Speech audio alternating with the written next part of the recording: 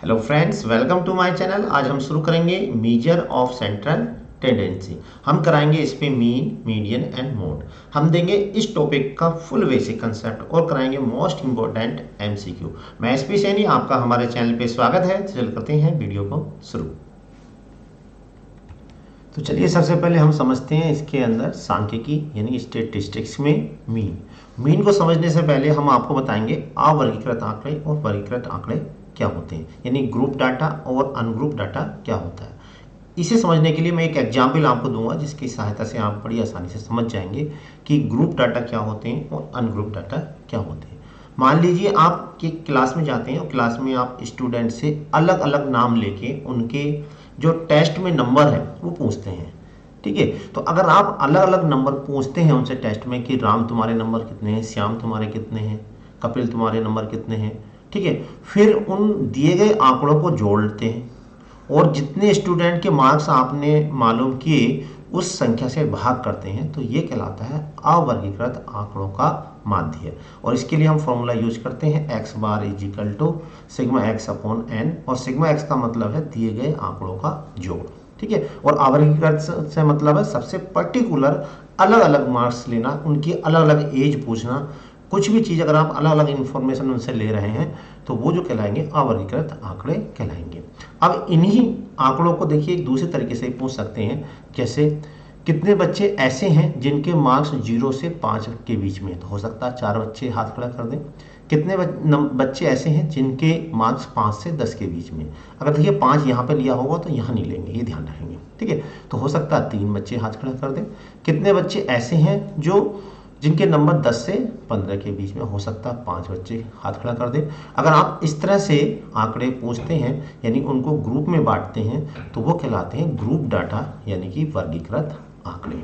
ठीक है, तो अवर्गीकृत आंकड़े का जो समांतर माध्य है वो दो तरह से निकाला जाता है। एक तो ये फॉर्मूला है, दूसरा ये वाला। ये तो इस टाइप के आंकड़े होंगे जैसे कि अभी हमने बताया था, तो ये फॉर्मूला यूज करेंगे। अगर अवर्गीकृत आंकड़े टेबल के रूप में दे रखे हैं तो ये वाला, ये डायरेक्ट मेथड कहलाता है। अब अवर्गीकृत आंकड़े टेबल के रूप में कैसे दिए होंगे, जैसे देखिए इस तरह से 5 स्टूडेंट ऐसे हैं जिनके नंबर जो 6 हैं, 3 स्टूडेंट ऐसे हैं जिनके नंबर 7 हैं, 8 स्टूडेंट ऐसे हैं जिनके नंबर 2 हैं। अगर इस तरह से हमें आंकड़े दिए होते हैं तो ये टेबल फॉर्म कहलाती है। और इस तरह से ये जो कहलाएगा ये x कहलाएगा और ये f कहलाएगा, और इनकी आपस में मल्टीप्लाई करेंगे तो ये कहलाएगा xf या fx। ठीक है, और इन fx को सबको अगर हम जोड़ लें तो वो कहलाता है सिग्मा fx, और यहाँ पे इसको जोड़ेंगे तो ये कहलाएगा सिग्मा f, और इसको इससे डिवाइड कर दें, fx को f से डिवाइड कर दें तो ये जो कहलाता है क्या कहलाता है, सिग्मा fx कह दो या n कह दो, बात एक ही होती है। तो sigma x bar equal to sigma fx upon n, तो ये वाला जो तरीका कहलाएगा अवर्गीकृत आंकड़ों, लेकिन सारणी के रूप में दे रखे हैं तो ये फॉर्मूला लगाएंगे। यहीं पे अगर टेबल के फॉर्म में दे दी जाए तो हमें क्या करना पड़ेगा, जो टेबल के वर्गनताल के रूप में दे दी जाए तो पहले हमें मीन निकालना पड़ेगा। मीन का मतलब x निकालना पड़ेगा। कैसे, 0 और 5 का आधा कितना हो जाएगा 2.5, 5 10 का आधा कितना हो जाएगा 7.5, 10 और 15 का आधा 25, 12.5। तो ये x कहलाएगा, ये f बारंबारता कहलाएगी, इनकी मल्टीप्लाई करेंगे fx और f को जोड़ेंगे वही सिग्मा f कहलाएगा, तब ये वाला फॉर्मूला यूज किया जाएगा। ठीक है, अगर हमें वर्गीकृत आंकड़े दे रखे हैं ये कहलाता है डायरेक्ट मेथड। इसी को अगर हमें अवर्गीकृत आंकड़े टेबल फॉर्म में दे रखे हों और वर्गीकृत आंकड़े टेबल फॉर्म में दे रखे हैं तो इसके लिए एक मेथड और है, तो वो मैं बता देता हूँ। देखिए नेक्स्ट पेज पे ये देखिए, अगर हमें आंकड़े अवर्गीकृत हों लेकिन सारणी के रूप में दे रखे हों तो विचलन विधि यानी इसे बोलते हैं इंग्लिश में डेविएशन मेथड के लिए ये फॉर्मूला यूज करते हैं। X bar equal to A plus के sigma f d upon f. A क्या कहलाता है, मध्य पद कहलाता है, एफ बारंबारता, डी विचलन। इसमें कैसे करेंगे, जब पहले तो हमें इंटरवल दिया होगा, वर्गंतराल दिया होगा यानी कि ग्रुप में बांट दिया होगा। उसके बाद देखिए मध्यमान निकालेंगे यानी एक्स निकालेंगे और बारंबारता एफ। अगर हम इतना यूज करते हैं यहाँ से यहाँ तक 1 2 3 कॉलम यूज करते हैं और f और x की मल्टीप्लाई यहाँ पर करते हैं, ये यानी कौन सा यूज करा हमने, 1 2 3 और 4। ठीक है, तो ये कहलाता है डायरेक्ट मेथड। और अगर हमने एक कॉलम और बढ़ा दिया, क्या बढ़ा दिया कि जो x है उसके बीच में से कोई सा पद हमने चूज कर लिया और उसे हम मान लें a। ठीक है, और इस a को x में से यानी जितने ऊपर वाले पद है सभी में से माइनस कर दें। ठीक है, तब हम एफ की और डी की मल्टीप्लाई करेंगे, यानी कि 1 2 3, फिर इस 4 का यूज नहीं करेंगे, फिर हम करेंगे 1 2 3 5 और 6 का यूज करेंगे। ठीक है, ये एफ एक्स फिर लिखने की जरूरत नहीं है, तो तब हम ये कहलाएगा विचलन विधि। दूसरी विधि है जब आंकड़े आवर्तकृत हों परंतु सारणी के रूप में हो अथवा वर्गीकृत हो, तो शॉर्टकट मेथड, इसे पद विचलन यानी स्टेप डेविएशन, लघुत्तर विधि यानी शॉर्टकट मेथड, इसमें ये वाला फॉर्मूला यूज करेंगे। X bar is equal to A plus के sigma f u upon h. इसको हम ये भी लिख देते हैं, ए प्लस के एच यू बार भी कह देते हैं। यू बार का मतलब ये होता है sigma f u upon sigma F. इसमें क्या होगा, पहला पद भी यूज होगा, दूसरा भी होगा, तीसरा भी होगा, पांचवा भी होगा। ठीक है, और यहाँ पे एक पद और बढ़ जाएगा, ये हो जाएगा कहाँ तक होगा 7, और ये मान लीजिए 8। फिर इसमें ये 2 यूज नहीं होंगे, 4 और 6 यूज नहीं होंगे। ठीक है, तो ये आवर्तकृत आंकड़े हों और हमें शॉर्टकट विधि से निकालना हो तो 1 2 3 5 7 और फिर 8 ये यूज होंगे। ठीक है, तब ये वाला फॉर्मूला यूज होगा। अब चलिए इसके बाद हम समझाते हैं आपको बहुलक।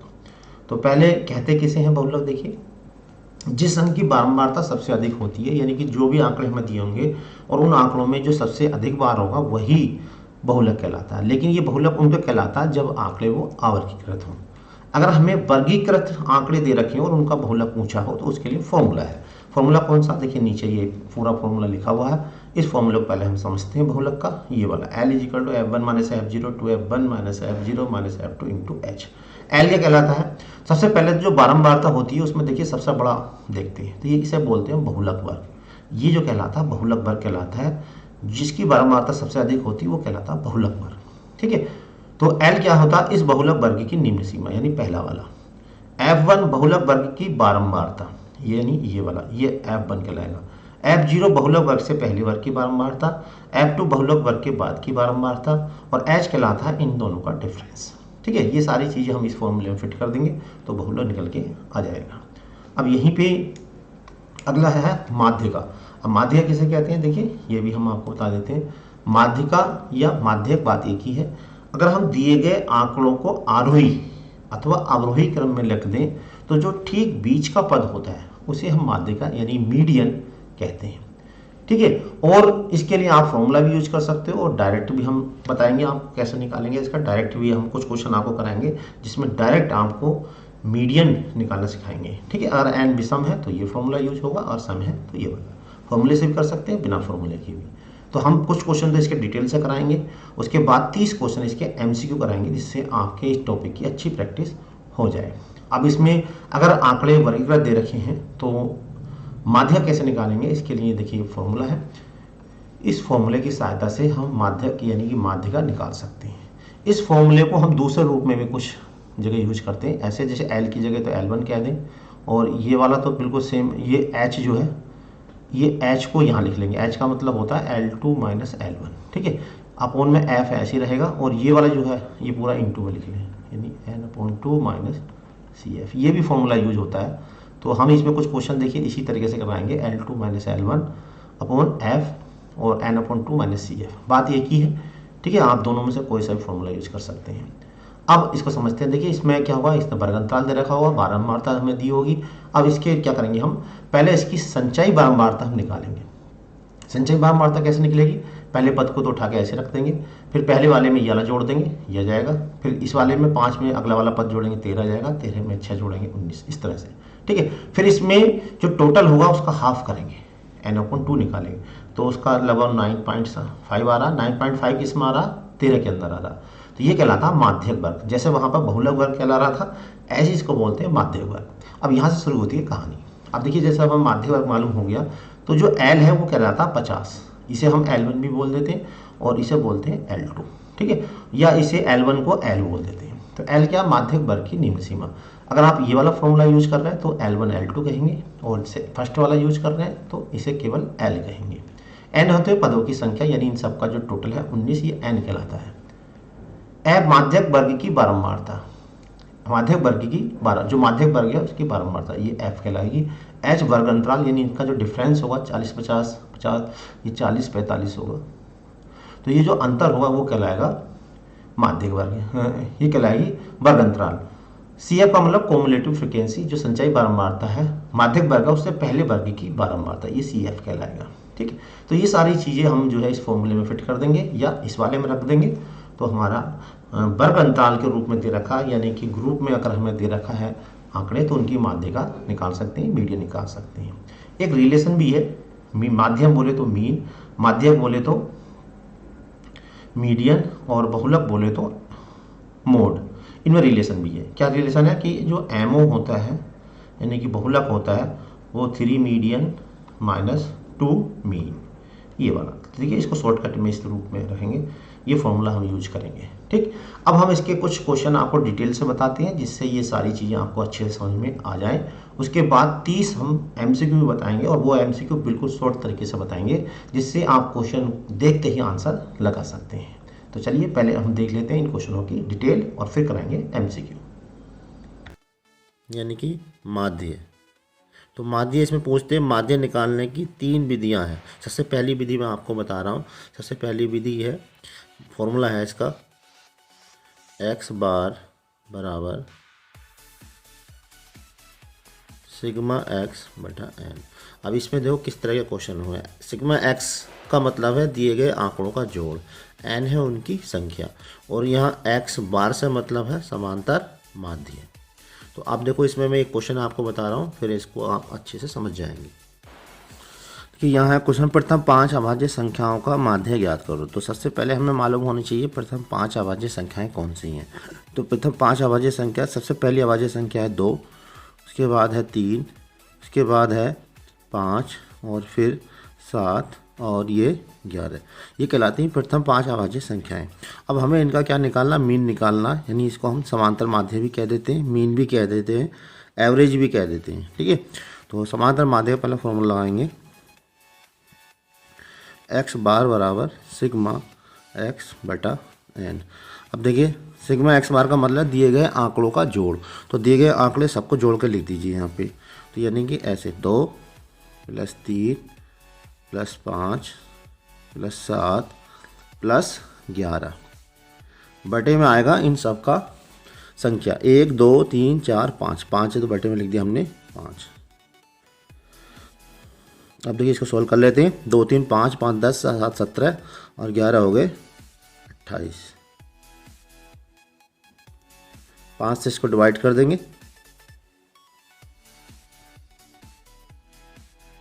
तो 5 पंजे 25, 3 बचे, और ये पॉइंट लगाया 0, 5 6 30। तो इसका आंसर आ गया 5.6। एक आंसर आपका ये आ गया।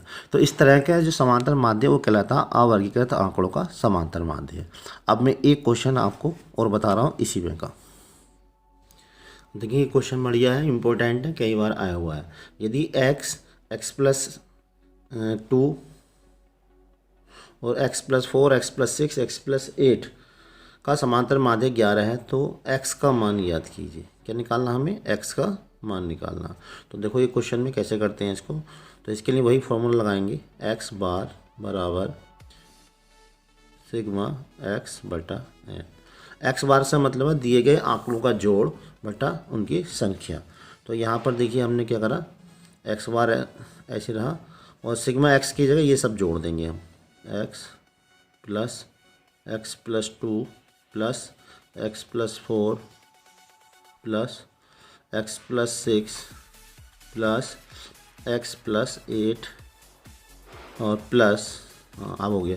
अब बट्टे में क्या लिखना है, इनकी संख्या। अब देखिए बट्टे में कितने हैं गिन लीजिए, 1 2 3 4 5, 5 है बट्टे में। बट्टे में हमने लिख दिया 5। अब देखिए जो x बार है इसकी जगह समांतर माध्य हमें दे रखा 11। तो हम क्या करेंगे, x बार की जगह रख देंगे 11। अब इसको पहले जोड़ लेते हैं, 1 2 3 4 5, तो ये हो गया 5, तो x आ गया। अब देखिए यहाँ पर 2 4 6 6 12 और 8 20, ये हो गया प्लस के 20, और बटे में क्या आएगा 5। ठीक है, तो अब हम इसे सॉल्व कर लेते हैं। मैं इधर कर देता हूँ इसको। देखिए तो यहाँ से 11, अब ये गुणा में पहुँच जाएगा 5, इधर जोड़ेंगे, ये हो गया 5x + 20। तो यहाँ से 11 पंजे 55, इधर आकर माइनस का हो जाएगा, ये है 5x। तो 55 में 20 कितने बचे, ये बचा 35 और ये 5x। तो x कितना आ गया 35/5, यानी 5 सत्ते 35। तो x की वैल्यू कितनी आ गई 7। ये हमारा आ गया आंसर। तो इसको अच्छे समझ लीजिए। देखिए एक ये था क्वेश्चन, क्या था पहले क्वेश्चन समझ लीजिए। यदि ये का समांतर माध्य 11 है तो x का मान ज्ञात कीजिए। पहले हमने फॉर्मूला लगाया, सिग्मा x का मतलब दिए गए आंकड़ों का जोड़, इन सब का हमने जोड़ कर दिया। ये आ गया 5x + 20। 5 को हम इधर ले गए तो हो गया 11 पंजे 55, जो है 11 पंजे 55। और उसके बाद यहाँ से देखिए 5x + 10, इसको हमने क्या कर लिया, पक्षांतर कर लिया। तो ये 55 में से 20 आया 35 और 5 से भाग दे दिया, आंसर आ गया हमारा 7। अब देखिए दूसरे टाइप का जो क्वेश्चन है, तो दूसरे टाइप का जो क्वेश्चन आता है वो है ये फॉर्मूला x बार बराबर सिग्मा f(x) बटे सिग्मा f। अब ये देखिए ये फॉर्मूला हम तब यूज करेंगे जब हमें सारणी के रूप में दे रखे हों आंकड़े। अगर सारणी के रूप में नहीं दे रखे हैं तब तो हम अभी ये जो पहला फॉर्मूला हमने बताया वो लगा देंगे, और अगर सारणी के रूप में दे रखे हैं तो हम इस फॉर्मूले की सहायता से समांतर माध्य निकालेंगे। तो इसको भी मैं एक क्वेश्चन के माध्यम से आपको कराता हूँ। अब देखिए क्वेश्चन आपके सामने लिखा हुआ, हमें इसका माध्य निकालना है। अगर ये टेबल के रूप में दे रखा है तो इसके लिए हम फॉर्मूला यही वाला जो मैंने अभी आपको बताया था, x बार बराबर ये फॉर्मूला लगाएंगे सिग्मा f(x) बटा सिग्मा f। तो x बार पहले टेबल हम बनाएंगे। देखिए जो चीज़ इसमें है ये सब कॉलम हम इसमें बनाएंगे। तो टेबल के लिए देखिए हम सबसे पहले टेबल इसकी हम बना लेते हैं।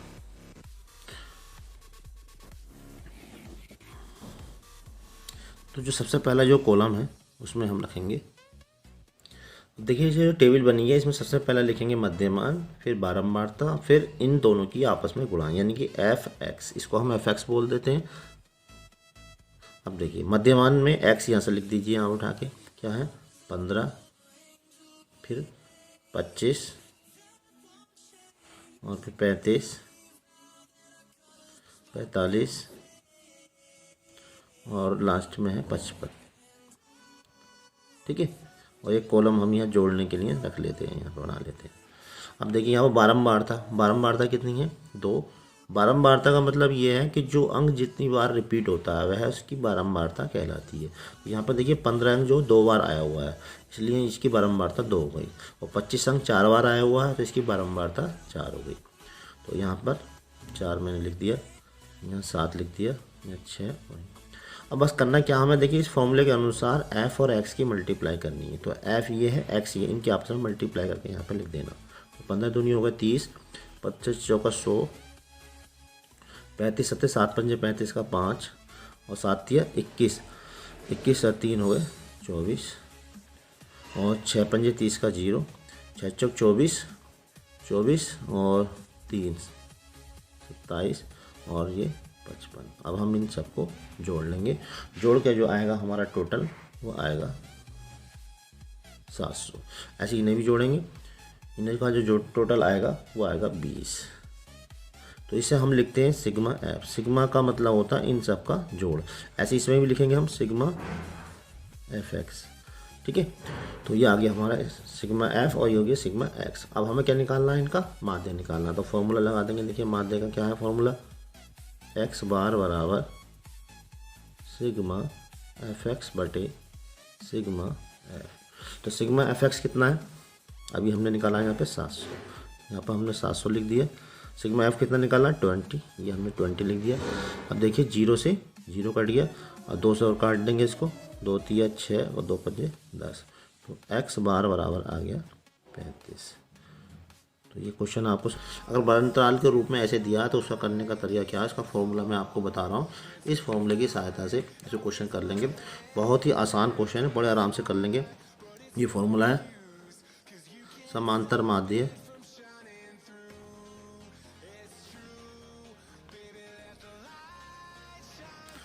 x बार बराबर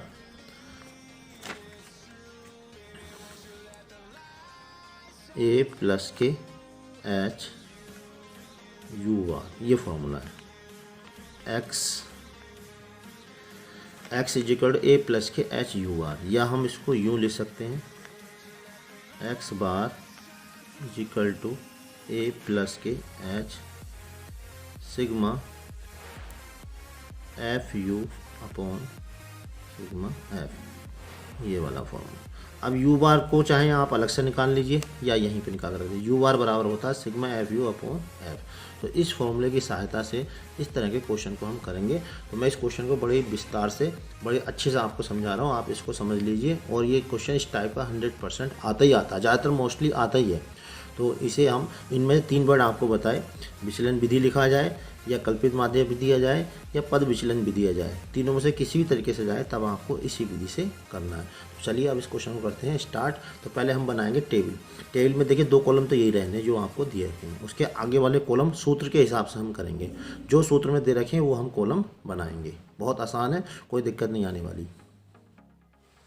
अब देखिए क्वेश्चन आपके सामने है, इसकी जो टेबल है कुछ इस प्रकार से हम बनाएंगे।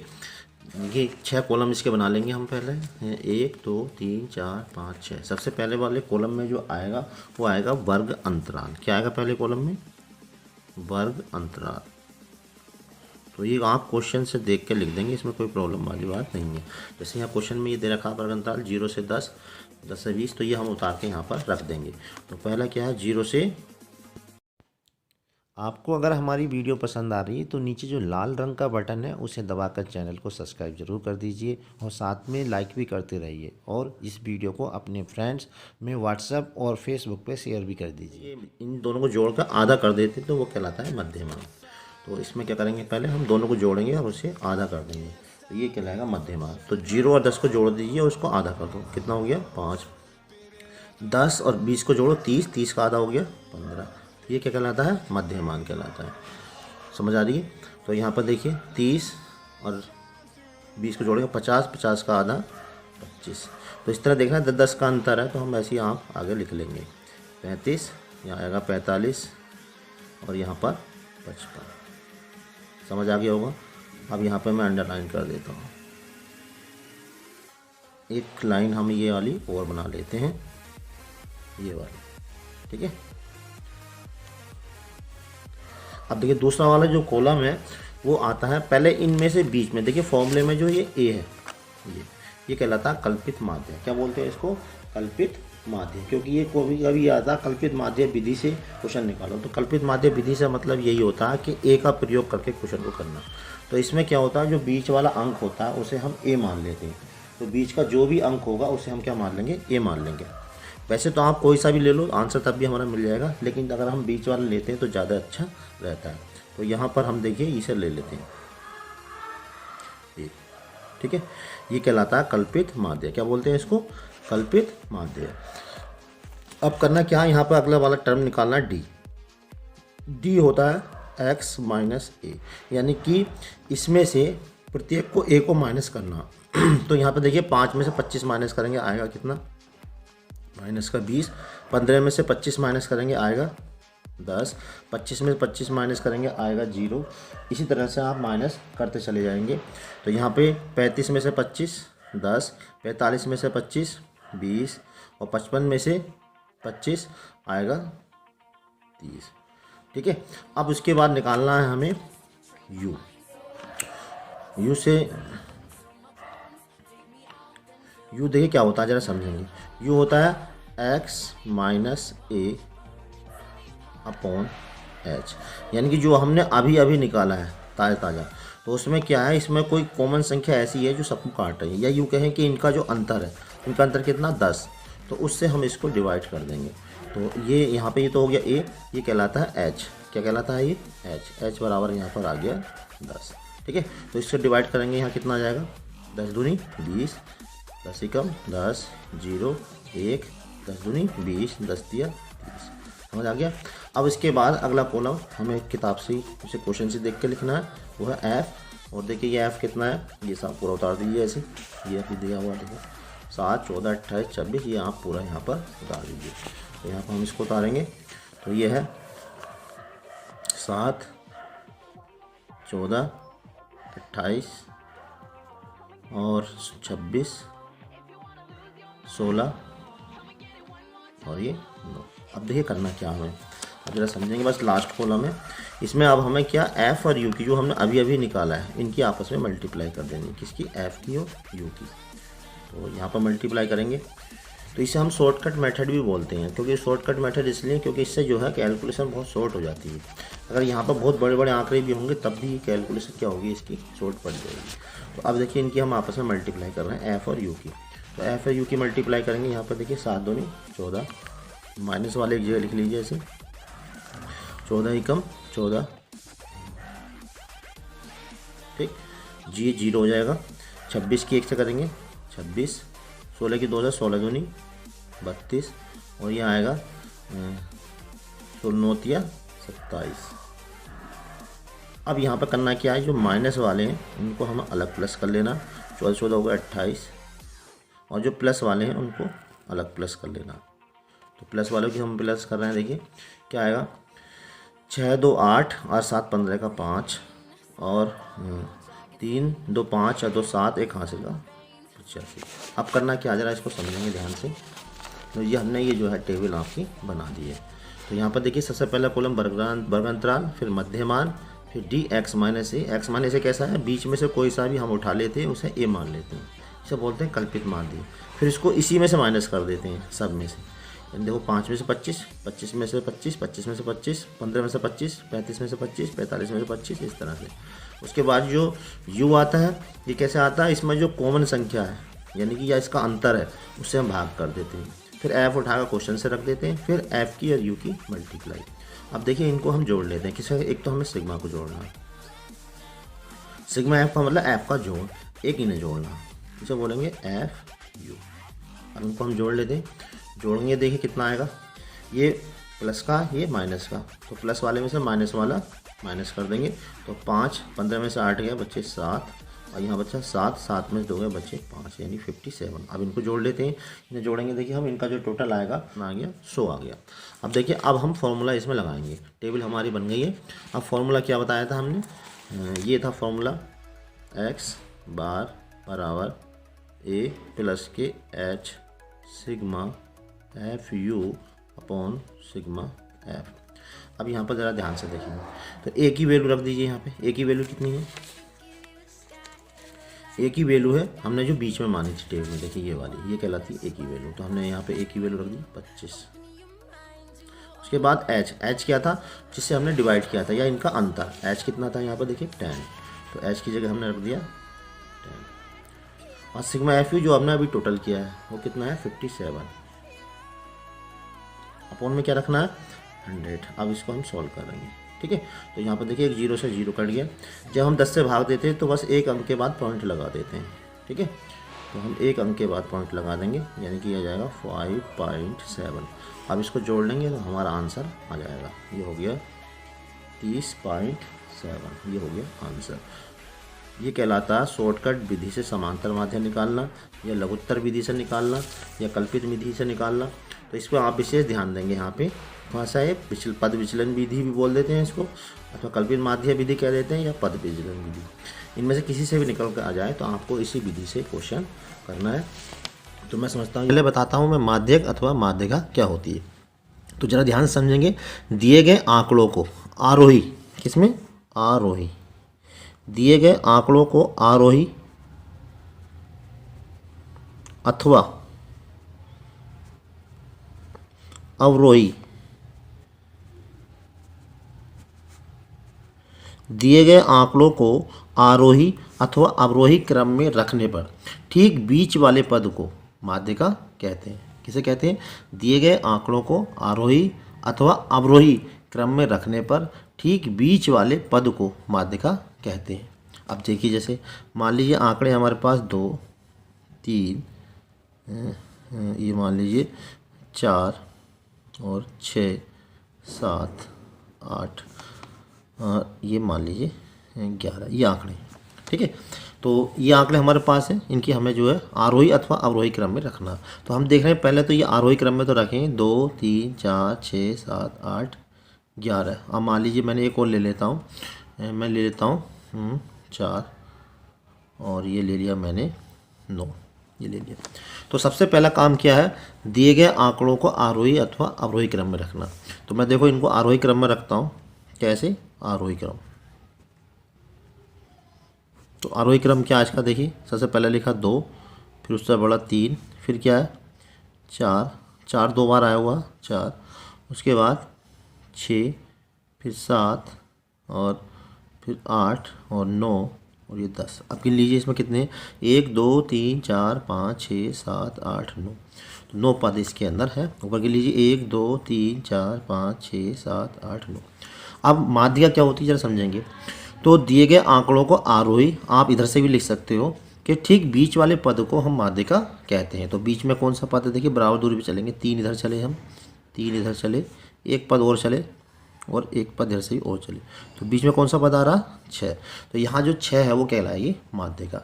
जरा ध्यान देंगे यहाँ पे जो पदों की संख्या वो कैसी है, सम है। कैसी है, सम। देखिए यहाँ पे 1 2 3 4 5 6 7 8 9, यानी कि जब सम संख्या हो तो बीच में केवल एक पद होगा, वही कहलाएगी उसकी माध्यिका। क्या कहलाएगी उसकी, माध्यिका अथवा माध्यक। ठीक है, तो इसके लिए हम फॉर्मूला भी लिख सकते हैं। माध्यिका का फॉर्मूला ये बनेगा, माध्यिका, माध्यक भी कह सकते हैं इसको, क्या, n+1/2 व पद। आप इस फॉर्मूले से भी निकाल सकते हैं या बिना फॉर्मूले के आप डायरेक्ट भी निकाल सकते हैं। देखिए अब n के स्थान पे यहाँ देखिए कितना है, ये 1 2 3 4 5 6 7 8 9 विषम है। कैसा है यहाँ पर, विषम। तो विषम है 9, तो n की जगह 9 रखेंगे, 9 और 1 हो गया 10, 10 को 2 से भाग दे देंगे, कितना जाएगा, पाँचवा पद। तो आप गिन लीजिए पाँचवा पद कौन सा, देखिए यहाँ से पाँचवा पद 1 2 3 4 5, चाहे इधर से गिन लीजिए 1 2 3 4 5, तो पाँचवा पद ही क्या कहलाएगी, माध्यिका, यानी कि 6। तो चाहे तो आप इसको फॉर्मूले से कर सकते हो, चाहे बिना फॉर्मूले के कर सकते हो। तो ये हो गई माध्यिका। अब अगर मान लीजिए पदों की संख्या सम हो, जैसे मान लीजिए मैंने ले लिया 2 5 7 11 13 4 और 6 के लीजिए 1 2 3 4 5 6 7, एक और ले लेते हैं, मैंने ले लिया 9 ले लिया, चलिए ठीक है। अब हमें क्या निकालनी है, इनकी माध्यिका निकालनी है। ठीक है, तो पहले वही काम करना, दिए गए आंकड़ों को आरोही अथवा अवरोही क्रम में रखना। तो आरोही क्रम में मैं लिख लेता हूँ, चलो मैं अवरोही में लिख लेता हूँ, पहले मैंने आरोही क्रम में लिखे थे, अब मैं अवरोही में लिख लेता हूँ। आप कोई से भी क्रम में लिख सकते हो। तो मैंने इसको अवरोही क्रम में लिखा। देखिए अवरोही क्रम के लिए सबसे बड़ा वाला लिखा, पहले कितना 13, उससे छोटा 11 और उसके बाद 9, 9 देखिए 2 बार आया हुआ, और उसके बाद है 9 से छोटा है 7 और फिर 6 और फिर उसके बाद 5 और ये 2। गिन लीजिए 1 2 3 4 5 6 7 8, 1 2 3 4 5 6 7 8। तो 8 कैसी संख्या है, सम। कैसी है, सम संख्या है, यानी कि इवन नंबर है। जब इवन है तो मध्य माध्यिका क्या होगी जरा समझेंगे। पहले दोनों से बराबर दूरी पे चल रहा है, ऐसे देखिए 3 इधर से चले 3 इधर से। अब होगा क्या, इसमें 2 पद बच जाएंगे, कितने, 2। अब माध्यिका हमें किसे कहें, इसे कहें या इसे कहें, तो हम ऐसा करते हैं कंप्रोमाइज़ कर लेते हैं, यानी कि दोनों को जोड़ते हैं और उसको आधा कर देते हैं। तो 9 और 7 को जोड़ेंगे, कितना हो जाएगा, 9 + 7 और उसको हम आधा कर देंगे, तो 9 और 7 हो गया 16, 16 को आधा करेंगे, कितना हो गया, 8। तो माध्यिका कितनी हो गई, 8। तो जब सम होता है तो माध्यिका में 2 पद होते हैं बीच में, तो उनको जोड़ के आधा कर देते हैं, तो माध्यिका हमारी बिना फॉर्मूले के निकल जाती है। अब इसी को अगर आप फॉर्मूले से निकालना चाह रहे हैं तो कैसे निकालेंगे जरा समझेंगे। तो इसके लिए फॉर्मूला भी बन जाता है। देखिए फॉर्मूला होगा माध्यिका या माध्यक बराबर n/2 पद प्लस n/2 + 1 पद बट्टा 2। इस फॉर्मूले की सहायता से भी हम निकाल सकते हैं। आंसर देखिए वही आएगा जो कि इससे आया, आप देख लीजिए, समझ लीजिए। देखिए n के स्थान में कितना था यहाँ पे, 1 2 3 4 5 6 7 8, तो यहाँ पे 8 रख दीजिए, 8 को 2 से भाग देंगे, 4वां पद, और यहाँ पे एक आ जाएगा 4, एक अगला पद क्या हो जाएगा, 5वां पद, 4 1 5। आप देखिए 4वां पद देख लीजिए कितना है, 1 2 3 4, 4वां पद कितना, 9। तो यहाँ पर लिखा मैंने 9 प्लस 7/2 सोल्व किया, देखिए वही आ गया 8। तो चाहे आप सूत्र से निकाल लीजिए इस वाले फॉर्मूले से, और चाहे आप इस तरीके से आप बिना फॉर्मूले के भी निकाल सकते हो, दोनों से उत्तर एक ही आता है। तो ये आपके ऊपर डिपेंड करता है आप किस तरह करना चाहते हैं। कंपटीशन में चाहें तो आप सीधे डायरेक्ट कर सकते हैं बिना फॉर्मूले के, और आप एकेडमिक में हैं, हाई स्कूल में हैं, तो आप फॉर्मूले से ही करेंगे, ठीक है। तो वैसे जो क्वेश्चन इसमें आता है बोर्ड परीक्षा में, वो सूत्र पे बेस आता है, वर्ग अंतराल वाला। तो वर्ग अंतराल वाले क्वेश्चन को कैसे करते हैं वो मैं समझाऊंगा। अगर आपको हमारी वीडियो अच्छी लग रही है तो लाइक ज़रूर करते रहिएगा। अब इसके बाद पहले मैं आपको समझा देता हूँ बहुलक। तो बहुलक क्या होता है ज़रा समझेंगे। दिए गए आंकड़ों में जिस अंक की बारंबारता सबसे अधिक होती है, दिए गए आंकड़ों में जिस अंक की बारंबारता सबसे अधिक होती है वह बहुलक कहलाता है। जैसे मान लीजिए कि 2, 3, 4, 5, 8, 4, 3, 2, 7, 3, 4, 3, 5, 3। अब देखिए इसमें सबसे ज़्यादा बार कौन सा अंक आया, तो सबसे ज़्यादा बार अंक जो आया वो 3 आया। देखिए कितने बार आया, 1, 2, 3, 4 बार। तो जिस अंक की बारंबारता सबसे अधिक होती है वो बहुलक कहलाता है। तो यहाँ सबसे अधिक बार अंक कौन सा आया, 3 यहाँ पे। तो इनका बहुलक क्या हो गया, 3। कितना हो गया बहुलक, बहुलक इज इक्वल टू हो गया 3। बात समझ में आ गई। तो जिस अंक की बारंबारता सबसे अधिक होती है वह उन अंकों का बहुलक कहलाता है। तो यहाँ पर देखिए 3 अंक जो सबसे अधिक बार आ रहा है, के लिए हम जो है सूत्र, ये वाला सूत्र लगाएंगे, माध्य का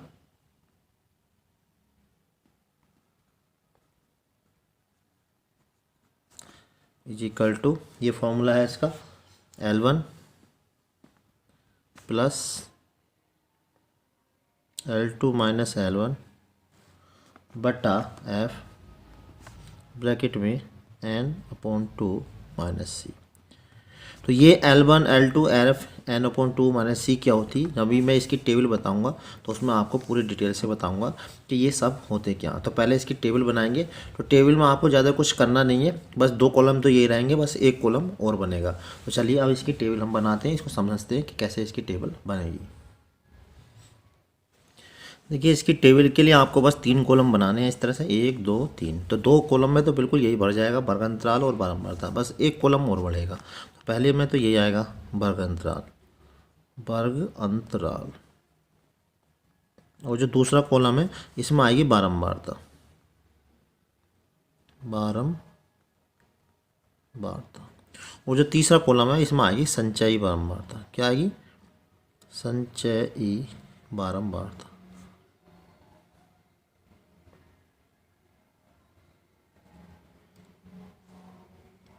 अब देखा समझेंगे, वर्ग अंतराल तो पूरा ऐसे उतार देंगे जैसे इसमें लिखा हुआ, कितना 10 से 25, 25 से 40, 40 से 55, देखिए यहाँ से, उसके बाद 55 से 70, और उसके बाद लास्ट है 70 से 85। तो इस तरह से हम इसको ये बंद कर देते हैं।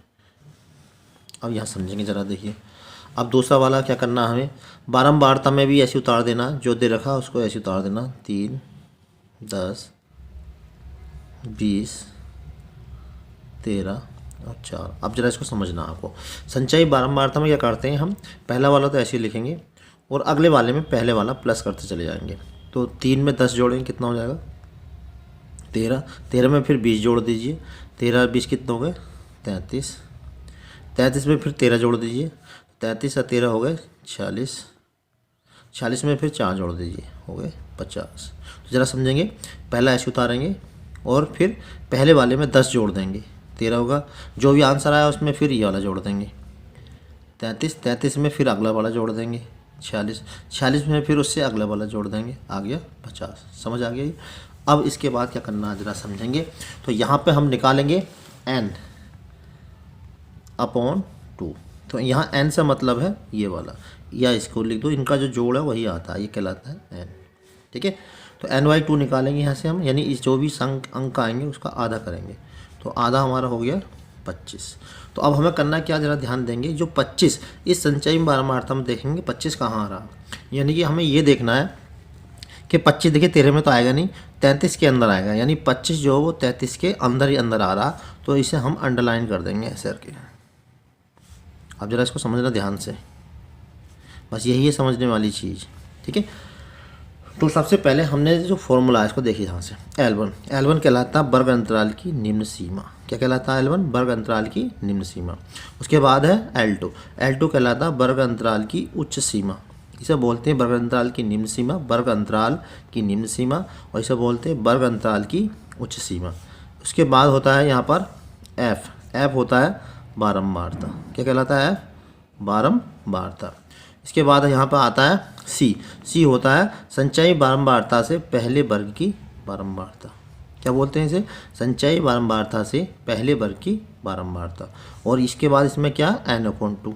तो n/2 क्या, ये है, यानी कि यहाँ जो भी टोटल आएगा उसका आधा। अब ये फॉर्मूला लगाएंगे और हम माध्यिका निकाल देंगे। तो चलिए अब देखिए फॉर्मूला हम लगाते हैं यहाँ पे और यहाँ से माध्यिका को निकालते हैं। तो फॉर्मूला लगाया हमने माध्यिका, तो माध्यिका फॉर्मूला क्या है, L1 plus L2 minus L1 बटा F ब्रैकेट में n/2 माइनस C। अब देखिए सारी वैल्यू यहाँ पर पुट कर देते हैं। तो L1 क्या है यहाँ पर देखिए, वर्ग अंतराल की निम्न सीमा यानी 40। L2 क्या है, 55। L1 वर्ग अंतराल की निम्न सीमा 40। F क्या है यहाँ पर, बारंबारता कितनी है, 20। और n/2 हमने यहाँ निकाला, देखिए पूरा यहाँ पर रख दीजिए 25। और C है संचयी बारंबारता से पहले वर्ग की बारंबारता। अब इसको सॉल्व कर लेंगे, देखिए आंसर हमारा आ जाएगा। तो ये हो गया 40, यहाँ पर देखिए 55 में से 40 घटाएंगे, आया 15 बटा 20 गुणा 25 में से 13 घटाएंगे, बचेगा 12। तो अब यहाँ से काट लेते हैं, देखिए 5 तिया 15, 5 चौक 20 और 4 तिया 12।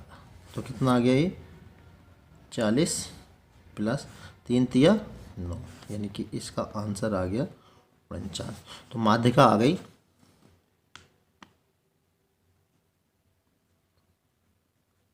माध्यिका कितनी आ गई, 49। ये हमारा आंसर आ गया। जैसे इस टाइप का क्वेश्चन होगा, 70 पैकेटों में कॉफ़ी का भार निम्न सारणी में दिया गया है, बहुलक भार ज्ञात कीजिए। इसमें एक फ़ायदा है, फ़ायदा ये है कि इसमें हमें टेबल में कुछ एक्स्ट्रा कुछ नहीं करना, बस जो दे रखी वही टेबल इसे नीचे बनानी है।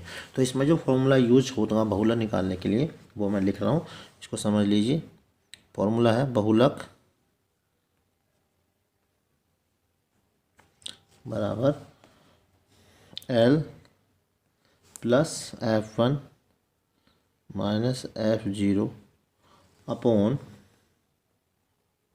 2F1 minus F0 minus F2 गुणा H। ये फॉर्मूला इसमें यूज होगा। तो इसमें L क्या होता है, F1 क्या होता है, 0 क्या होता है, 2F1 क्या है, F2 क्या है, H क्या है, ये मैं अभी इस क्वेश्चन में आपको समझाऊंगा। तो पहले हम इसके बनाते हैं टेबल।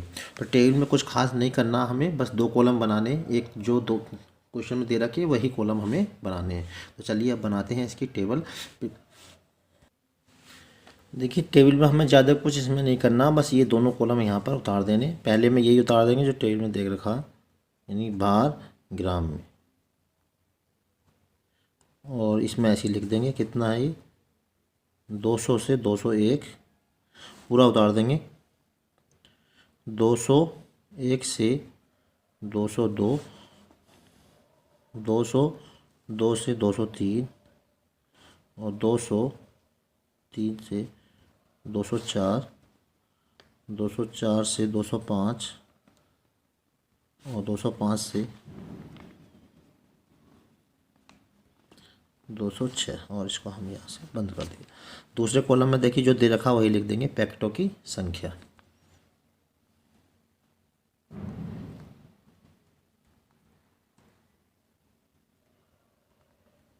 तो जो क्वेश्चन में दे रखा वही हमने लिख दिया। कितनी है? 12, 26, 20, 9, 2, 1।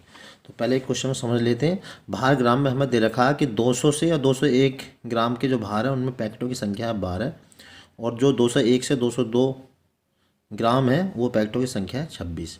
तो ये कहलाती है बारंबारता। यहाँ पर देखिए सबसे अधिक बारंबारता क्या है, तो यहाँ पर हम देख रहे हैं सबसे अधिक जो बारंबारता है वो 26 है। तो आपको करना क्या है, इस 26 वाले कॉलम को अंडरलाइन कर देना है। अब यहाँ समझेंगे मैंने जो फॉर्मूले में लिखा है ये क्या क्या है। तो सबसे पहले एल, जो एल कहलाता है जो बहुलक वर्ग, इसे बोलते हैं बहुलक वर्ग, और ये कहलाती है बहुलक वर्ग की बारंबारता। तो जो बहुलक वर्ग है ये कहलाता है एल, कहलाएगा ये एल पहला वाला, यानी वर्ग बहुलक वर्ग की निम्न सीमा। दूसरा यहाँ पर देखिए F1 है, F1 कहलाएगा ये वाला, यानी बहुलक वर्ग की बारंबारता। F0 जो होगा वो उससे पहले, यानी जो भी बहुलक वर्ग होगा, यानी सबसे बड़ा वाला हमें देखना है इसके अंदर, जो सबसे बड़ा वाला होगा उसको अंडरलाइन कर देना है ऐसे, ठीक। पहला वाला जो होगा वो कहलाएगा बहुलक वर्ग की निम्न सीमा, ये कहलाएगा F1, और इससे पहले वाला जो कहलाएगा वो कहलाएगा F0, और इससे अगला वाला बहुलक वर्ग से अगला वाला जो कहलाएगा वो कहलाएगा F2। अब यहाँ पे देखिए एक और रह गया H जो कहलाएगा इनका जो डिफरेंस है। तो यहाँ पर देखिए 200 से 201 के बीच में कितना अंतर है, तो वो कहलाएगा H, यानी H हो गया यहाँ पर 1। 200 से 201 के बीच में जो भी अंतर है इनके बीच में, देखिए 203 से 204 के बीच में जो अंतर आ रहा है उसे हम कहेंगे H। तो ये सब चीज़ें हमें मालूम हो गई। अब देखो फॉर्मूला लगाएंगे और हम बहुलक निकालेंगे। तो बहुलक का पहले फॉर्मूला लगाएंगे। क्या है बहुलक का फॉर्मूला, ये देखिए ये लिखा हुआ है। तो बहुलक का फॉर्मूला, बहुलक बराबर yes L plus F1 minus F0 बटा 2F1 minus F0 minus F2 और इनटू में H। अब देखिए वैल्यू पुट कर देते हैं। L की वैल्यू कितनी है, यहाँ से देखिए ये कहलाई है L की वैल्यू, यानी कि 201, ठीक है। अब उसके बाद F1 कितना है यहाँ पर 26, F0 कितना है, F0 है ये वाला 12, और उसके बाद यहाँ पर निकालेंगे 2F1 है यहाँ पर 26 माइनस F0 है 12 माइनस F2 है 20 और H है कितना 1। अब हम इसको सॉल्व कर लेते हैं, सॉल्व करके हमारा आंसर आ जाएगा। देखिए तो यहाँ पर ये 201 ऐसी रहेगा। अब यहाँ पर देखिए 26 में से 12 गए तो कितना बचा 14। अब यहाँ पे 26 दूनी 52, ये समान चिन्ह दोनों जुड़ जाएंगे, कितना हो जाएगा 32 और एक ऐसी रहा। अब देखिए आंसर हमारा आने वाला 32, 52 में से 32 गएंगे कितना बचेंगे 20। तो 2 से काट देता हूँ, 2 पंजे 2 सत्ते 14 और 2 दाएँ 20। अब इसको डिवाइड कर देंगे, तो डिवाइड करेंगे कितना आएगा, 7 को डिवाइड करेंगे आएगा 0.7, यानी कि ऐसे करके देखिए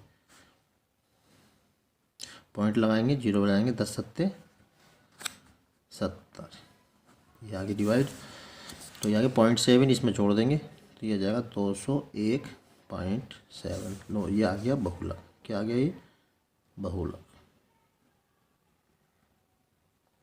ठीक है। तो ये तुम्हारा क्वेश्चन। लीजिए सबसे पहले एमसीक्यू आपकी स्क्रीन पे आ चुका है। क्वेश्चन क्या, which one of the following is true. अगर आप इसका आंसर जानते हैं तो मेरे से पहले इसके आंसर को कमेंट बॉक्स में दे सकते हैं और अपनी प्रैक्टिस को मजबूत कर सकते हैं। जैसा कि स्टार्टिंग में जो फॉर्मूले मैंने बताए थे, वहाँ बताया था फॉर्मूला कि मोड का मतलब MO बराबर होता है 3 मीडियन, यानी कि 3ME माइनस के 2 मीन। 3 मीडियन माइनस 2 मीन, यानी कि डी जो है इसका राइट ऑप्शन है। चलिए देखते हैं नेक्स्ट क्वेश्चन। तो नेक्स्ट क्वेश्चन नंबर 2। तो लीजिए क्वेश्चन नंबर 2 आपकी स्क्रीन पे आ चुका है। क्वेश्चन नंबर 2 क्या है, द मीन ऑफ 10 ऑब्जर्वेशन, यानी कि 10 ऑब्जर्वेशन है यहाँ पे, यानी 10 स्टूडेंट हैं, उनसे हमने मार्क्स पूछे हैं। क्या क्या पूछे वो हमें नहीं मालूम है, लेकिन ये पता है कि n बराबर 10 है, यानी 10 स्टूडेंट हैं और उनका जो मीन है यानी कि x बार है वो 20 है। तो अगर हमें संख्या मालूम है और उनका मीन मालूम है तो हम उन सब के जो स्टूडेंट्स से हमने मार्क्स पूछे उनका जोड़ निकाल सकते हैं। कैसे, इसके लिए सीधा आप फॉर्मूला लगा सकते हैं जोड़ का मतलब होता है सिग्मा एक्स। सिग्मा एक्स का मतलब है x1 plus x2 plus x3 up to x10। ये होगा x बार इंटू एन, यानी n इंटू एक्स बार कह दो। तो n के प्लेस पे यहाँ पर है 10 और x बार है यहाँ पे 20, यानी कि ये हो जाएगा 200। ठीक है, चूंकि फॉर्मूला क्या होता है, ये होता है देखिए x bar is equal to sigma x upon n. तो सिग्मा एक्स कितना हो जाएगा, एक्स बार इंटू एन। ठीक, अब क्या कराया, ये नीचे इनका हमसे मीन पूछा है, यानी कि जो पहले आंकड़े थे उसमें कुछ प्लस कर दिया गया है। तो नए वालों का मीन निकालने के लिए उसे हम कैपिटल एक्स बार कह देते हैं, क्योंकि जो पहले वाले थे इसे स्मॉल एक्स बार कहा था। तो कैपिटल एक्स बार क्या होगा, sigma capital x upon n. N तो वही है, सिग्मा कैपिटल एक्स का मतलब दिए गए जो आंकड़े उन सबका जोड़। तो जोड़ेंगे, देखिए x1 प्लस 2 x2 प्लस 4, इन सबको प्लस करेंगे, यानी x1 प्लस 2 x2 प्लस 4 और x3 प्लस 6।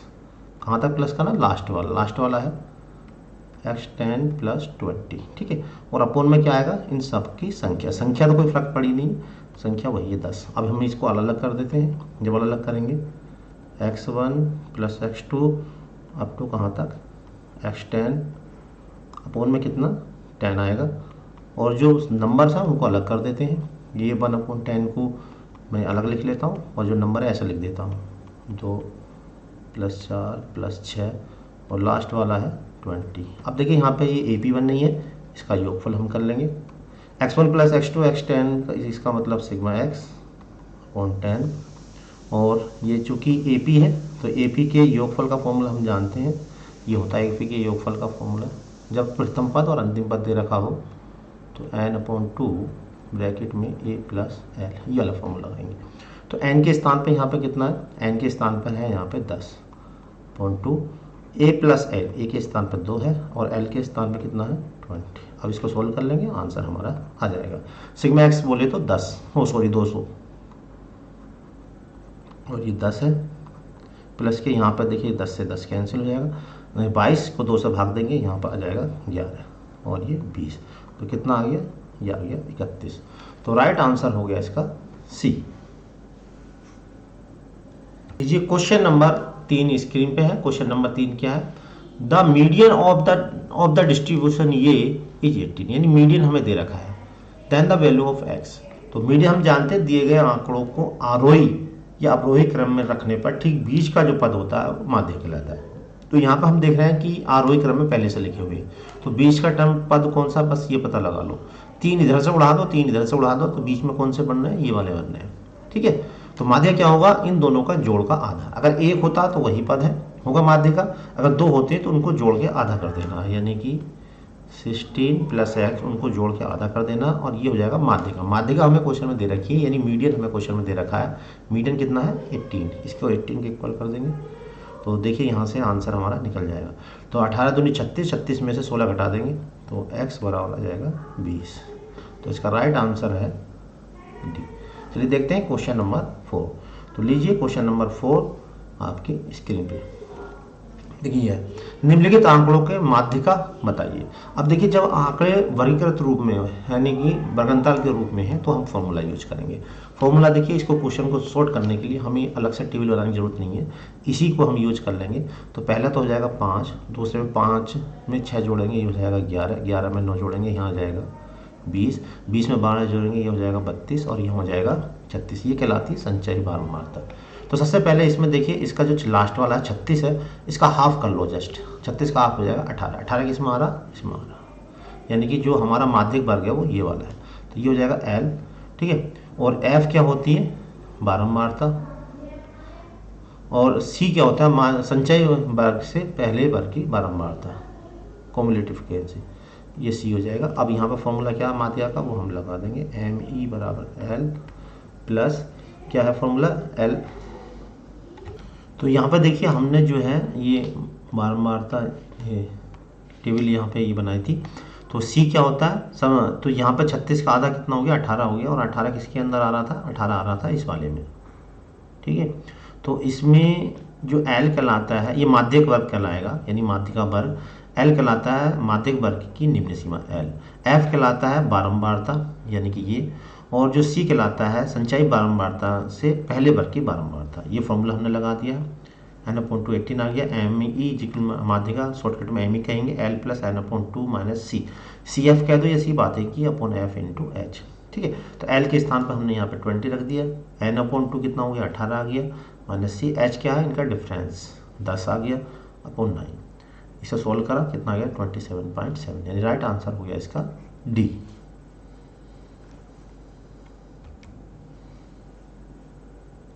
तो लीजिए next question, question number 5 screen पे है। क्वेश्चन नंबर 5 क्या है, द मीडियन ऑफ डिस्ट्रीब्यूशन ये is 18 then the value of x। अगर इनकी मीडियन, ये तो अभी क्वेश्चन हमने कराया था, बिल्कुल वही क्वेश्चन है, इसे आप खुद ही कर लेंगे। चलिए देखते हैं next question, question number 6। Question number 6 screen पे है। Question number 6, the mean set of observation ये है 30 then the mean of this. अब देखिए ये इस टाइप ऑफ क्वेश्चन भी मैं अभी आपको बता चुका हूँ, तो इसका आंसर आप कमेंट बॉक्स में लिख दें कि इसका आंसर क्या होगा। बिल्कुल वही अभी मैंने क्वेश्चन कराया था, मैं दोबारा दिखा देता हूँ, उस क्वेश्चन की तरह आपको ये करना है। तो ये वाला था x + 10 वाला, ये वाला, ठीक है, बिल्कुल सेम ऐसे ही इस क्वेश्चन करना है। तो इसके आंसर को जल्दी से आप कमेंट बॉक्स में लिख दें कि इसका आंसर क्या होगा। तो बिल्कुल सेम वही क्वेश्चन है, क्वेश्चन नंबर 6, ठीक है। तो इसका आंसर आप कमेंट बॉक्स में लिख दें। अब चलिए देखते हैं, देखिए next question, question number 7, which of the following diagram is use to find the value of mode graphically. अब देखिए ग्राफिकली मोड हमें निकालना है, तो हम कौन से ग्राफ का यूज करते हैं ये इसमें हमें बताना है। पाई चार्ट का तो बिल्कुल भी यूज हम नहीं करते। बार ग्राफ क्या होता है, केवल डिफरेंस बीच में लिया जाता है, आयताकार रेंगल बनते हैं, उसमें कंटिन्यू नहीं होता है। तो कंटिन्यू नहीं होता है तो इसका मतलब बार ग्राफ का यूज नहीं कर सकते। हम हिस्टोग्राम का यूज करेंगे, क्योंकि इसमें जो है जो फ्रीक्वेंसी है वो कंटिन्यूस ली जाती है, यानी कि C हिस्टोग्राम की हेल्प से, यानी कि जो हमारा आयत चित्र होता है उसकी हेल्प से हम जो है ग्राफिकली मोड निकाल सकते हैं। चलिए देखते हैं next question, question number 8। Question number 8 आपकी स्क्रीन पे है। क्वेश्चन नंबर 8 क्या है, the mean of this n and the number of this have n-1। आप देखिए क्वेश्चन को समझते हैं पहले। द मीन ऑफ ये इतने का जो मीन है वो कितना है n है, तो इसका मतलब इनका मीन, यानी फॉर्मूला हमारा होता है x bar is equal to sigma x upon n। तो मीन हमें दे रखा, यानी कि x बार की जगह n दे रखा है।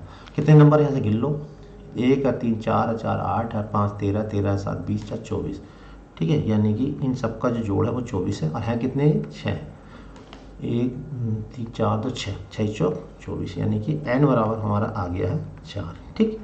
लेकिन हमसे n नहीं पूछा, क्या पूछा p + q। उसके बाद जो आगे वाले आंकड़े हैं उनका मीन n-1 है और जो मीडियन है वो q है। अब मीन n-1 इनका मीन निकालेंगे, तो मीन हमें दे रखा है n-1, यानी इन सबको जोड़ लेते हैं। 3 और 2 5 और 2 7 और 4 11 3 14 14 और 3 17, यानी कि इन सब का जोड़ जाएगा 17 प्लस p हैं कितने 1 2 3 4 5 6 7। तो यहाँ से p की वैल्यू निकालेंगे, n की जगह यहाँ 4 रखेंगे तो यहाँ 3 हो जाएगा और ये हो जाएगा 7 या 21। तो लीजिए p बराबर आ गया हमारा, p बराबर आ गया 4, ठीक है। तो p हमारा मालूम हो गया, हमें चाहिए अब q। मीडियन कितना देखा q, तो मीडियन कैसे निकलेगा, जब हम p की जगह यहाँ वैल्यू रख दें। तो पहले हम इन आंकड़ों को आरोही क्रम में लिखेंगे। आरोही क्रम में लिखेंगे तो क्या हो जाएगा, सबसे पहले 2, उसके बाद फिर दूसरा 2, फिर 3, फिर तीसरा 3, एक और 3 है, और फिर 4, और p की वैल्यू भी 4 है। कितने हैं ये गिन लीजिए, 7 है। तो 3 इधर से उड़ा दो, 3 इधर से उड़ा दो, तो ये हो गई इसकी मीडियन। अब ये दे रखी हमें q, तो q कितना दे रखा हमें, q बराबर दे रखा है 3, ठीक है। तो अब क्या पूछा हमसे, p + q, यानी इन दोनों का जोड़।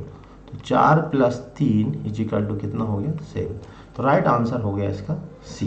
चलिए देखते हैं नेक्स्ट क्वेश्चन, क्वेश्चन नंबर 9। तो लीजिए क्वेश्चन नंबर 9 स्क्रीन पे है। The mean weight of 9 item is 15 kg। आप देखिए इसमें बिल्कुल सेम वही है जो अभी हमने करा था। तो मीन वेट यानी कि 9 आइटम इज ये, तो हमें क्या दे रखा, मीन वेट दे रखा है, यानी कि ये x बार दे रखा है, ये n दे रखा। तो अब 9 आइटम, तो इनका सम निकाल लेंगे हम पहले 9 आइटम, और 9 आइटम का सम हो जाएगा इन दोनों की मल्टीप्लाई, यानी कि 9 गुणा 15, यानी कि हो जाएगा 15 नंबर 135, ठीक है। अब क्या कह रहा है वो, if 1 more item is added to the mean weight और बिकम 16 kg। अगर एक आइटम इसमें और ऐड कर दें तो उनका जो मीन है वो 16 kg हो जाता है। अब देखिए 9 है, 9 में अगर हम एक और ऐड कर दें तो अब उसका सम जो हो जाता है उसे हम कैपिटल एक्स मान लेते हैं। तो उसमें जो है जो ऐड किया है वो क्या कर रहा है, x10 ऐड किया है, ठीक है। तो उनका जो मीन हो जाता है वो कितना है, मीन ऑफ बिकम 16 kg। तो इसका सम कितना हो जाएगा 135 प्लस के x10 जो हमें निकालना है, ठीक है। अब इसका फॉर्मूला लगा देंगे, कैपिटल एक्स मान लेते हैं सिग्मा एक्स बटा एन, ठीक है। कैपिटल एक्स की जगह हमें दे रखा है कितना 16 kg, यानी कि इसका जो मीन है वो हमें दे रखा है कितना है 16, और सिग्मा एक्स का मतलब हो जाएगा 135 प्लस के x10, ठीक है। और संख्या तो अब कितनी थी, पहले 9 थी, अब कितनी हो गई 10 हो गई। ये हो जाएगा 160, इसमें से 135 माइनस कर देंगे तो हमारा 10वां पद निकल के आ जाएगा। कितना हो जाएगा x10 इज इक्वल टू हो जाएगा 160 में से 35, तो यहाँ पर जो 10वां पद हो जाएगा वो कितना हो जाएगा x10 इज इक्वल टू 160 में से 135 माइनस कर देंगे, ये बचेगा 25। तो राइट आंसर हो जाएगा हमारा 25। तो राइट आंसर हो गया इसका सी। चलिए अब देखते हैं नेक्स्ट क्वेश्चन, क्वेश्चन नंबर 10। तो लीजिए क्वेश्चन नंबर 10 स्क्रीन पे। क्वेश्चन नंबर 10 क्या, if frequency of distribution of mean and median are ये। तो हमें क्या दे रखा, मीन यानी कि m दे रखा और मीडियन m यहाँ पे ये दे रखा, देन इट्स मोड एमओ हमसे पूछा, तो सीधा फॉर्मूला लगा देंगे। एमओ का हम फॉर्मूला जानते हैं, एमओ बराबर होता है 3 मीडियन माइनस के 2 मीन, ठीक है।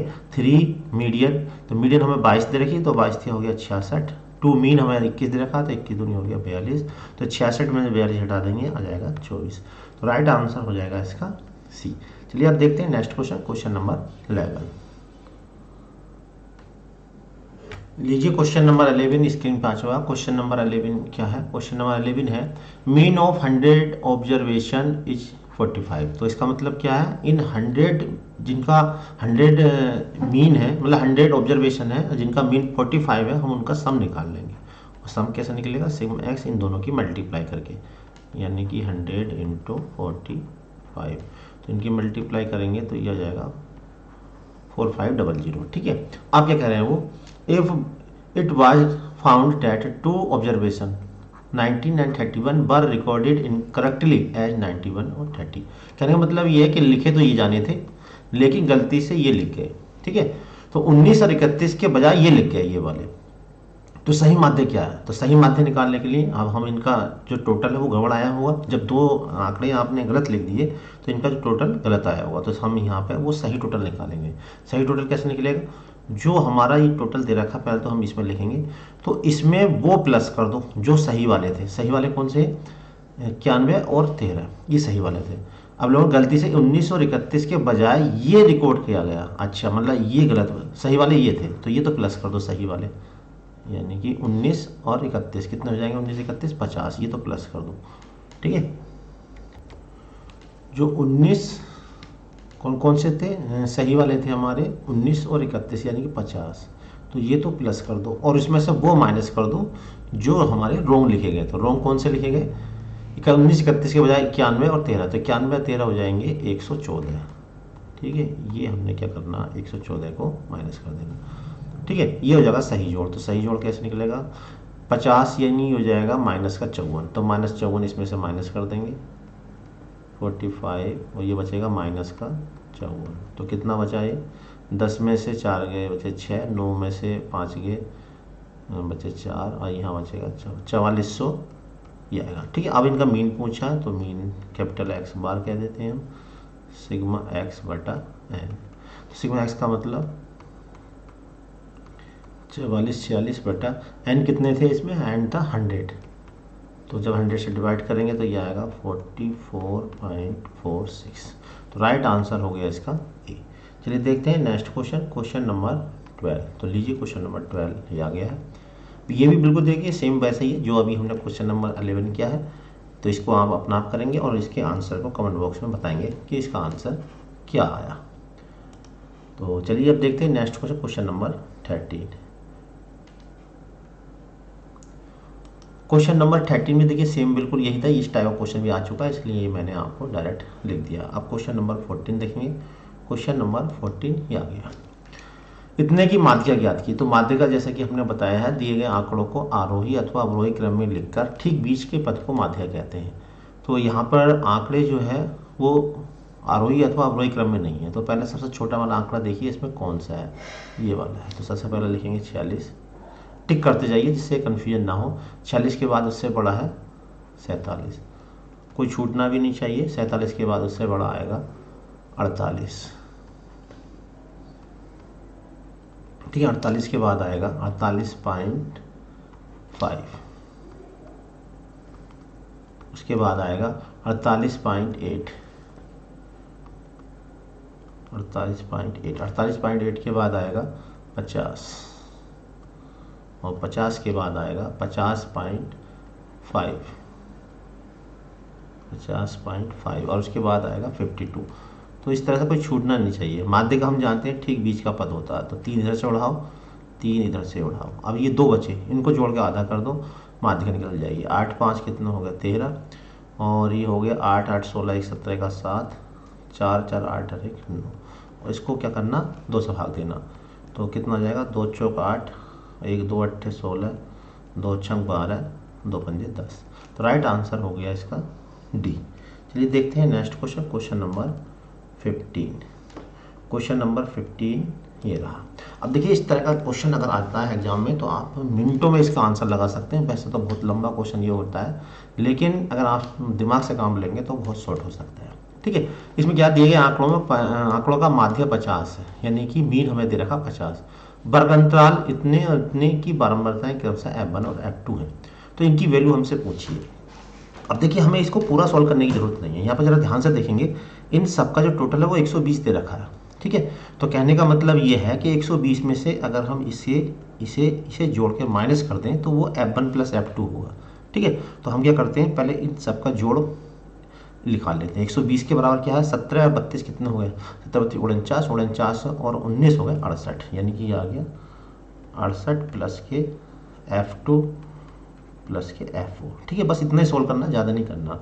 तो F2 प्लस F4 कितना हो गया, देखिए F2 प्लस F4 हो जाएगा 120 में से 68 माइनस कर दो। 120 में से 68 माइनस 10 में से 8 गए, बचे 2, और यहाँ बचा 11, 11 में से 6 के बचे 5, ये बचा 52, ठीक है। अब देख लीजिए 52 किसका जोड़ बैठ रहा है, F2 प्लस F4 की वैल्यू पूछिए, तो जिसका जोड़ 52 होगा वो आंसर हो जाएगा। 18 और 34 52 नहीं होते, तो ये वाला आंसर नहीं है। 8 4 12, 2 2 4 5, ये वाला बैठ रहा है, तो ये आंसर इसका हो सकता है। कभी कोई दूसरा अगर आंसर एक और आ जाता है जोड़ के 52, तो फिर गड़बड़ हो जाएगा। 20 44, ये भी 44 बैठ रहा है, ये भी आंसर नहीं होगा। 22 28 50 बैठ रहा है, ये भी इसका आंसर नहीं होगा। तो राइट आंसर हो गया इसका बी।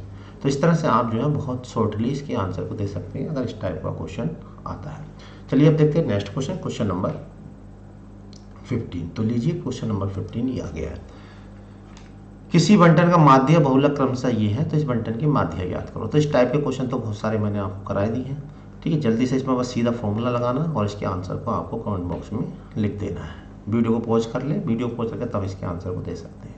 चलिए देखते हैं नेक्स्ट क्वेश्चन, क्वेश्चन नंबर 17। लीजिए 17 स्क्रीन पर आ गया है। कंसिडर द फॉलोइंग स्टेटमेंट, निम्न कथनों पर विचार कीजिए। इसमें 2 स्टेटमेंट दे रखे हैं, इनमें से बताना है कि कौन सा सही है। Area under histogram give the total frequency, आयत चित्रों में क्षेत्रफल संपूर्ण बारंबारता के बराबर होता है। तो ऐसा स्टेटमेंट तो कहीं नहीं होता कि क्षेत्रफल जो है संपूर्ण बारंबारता के बराबर, ये तो बिल्कुल रॉन्ग है। आयत चित्रों में अधिकतम ऊर्ध्वाधर स्तंभ बहुलक वर्ग देता है, ये बिल्कुल सही है। अभी हमने बताया था स्टार्टिंग में, जो अधिकतम बारंबारता होती है, यानी आयत चित्रों में अधिकतम ऊर्ध्वाधर स्तंभ, अधिकतर ऊर्ध्वाधर स्तंभ का मतलब अधिकतम बारंबारता, अधिकतम बारंबारता होती है तो वो बहुलक वर्ग कहलाता है, ये बिल्कुल सही है। तो राइट आंसर हो जाएगा इसका ओनली 2, यानी कि बी। चलिए अब देखते हैं नेक्स्ट क्वेश्चन, क्वेश्चन नंबर 18। तो लीजिए क्वेश्चन नंबर 18 स्क्रीन पे है। If the mean and median of our distribution be 9 and 15, mode of the distribution. इसमें फिर देखिए वही क्वेश्चन आ गया, फॉर्मूला क्या लगाना हमें, मोड यानी कि MO बराबर 3 mean minus 2, 3 median minus 2 mean, ठीक है। ये फॉर्मूला लगाएंगे, आंसर इसका आ जाएगा। इसके आंसर को भी आप जल्दी से कमेंट बॉक्स में लिख दें। अब देखते हैं next question, question number 19। Mean of first 3 term, आप देखिए क्वेश्चन हम बता देते हैं। क्वेश्चन क्या है, mean of first 3 term is 14, mean of first three term यानी पहले 3 पदों का जो मीन है वो ये है, तो उनका सम निकाल लेंगे। पहले 3 पदों का सम कैसे निकलेगा, यानी कि x1 plus x2 plus x3 सम लिख दो या सिग्मा x लिख दो। कैसा होगा, I3 की किससे, मीन से मल्टीप्लाई करके, 3 इंटू मीन, कितना है मीन 14, तो 14 हो जाएंगे 42। ठीक, आपके कहना है and the mean of next two term is ये। नेक्स्ट टू टर्म का मतलब x4 और x5 का हम सम निकाल देंगे यहाँ से। कितना हो जाएगा, टू टर्म यानी संख्या है 2, इसका मीन कितना 18, तो 18 दूनी हो जाएगा 36। ठीक है, अब ये कह रहा the mean of all 5 terms, तो सभी का मीन निकालना, तो सभी का मीन निकाल लेंगे सिग्मा x यानी इन सब का टोटल, इन सब का टोटल कितना होगा 42 और 36, तो 42 36 6 2 8 4 3 7 और टोटल नीचे कितना आएगा 5, इससे भाग लगा दो, 5 एकम 5 5 पंजे 25 5 छम 30, तो राइट आंसर हो गया इसका डी। चलिए अब देखते हैं नेक्स्ट क्वेश्चन, क्वेश्चन नंबर 19 हो गया क्वेश्चन। अब क्वेश्चन नंबर 20 देखेंगे।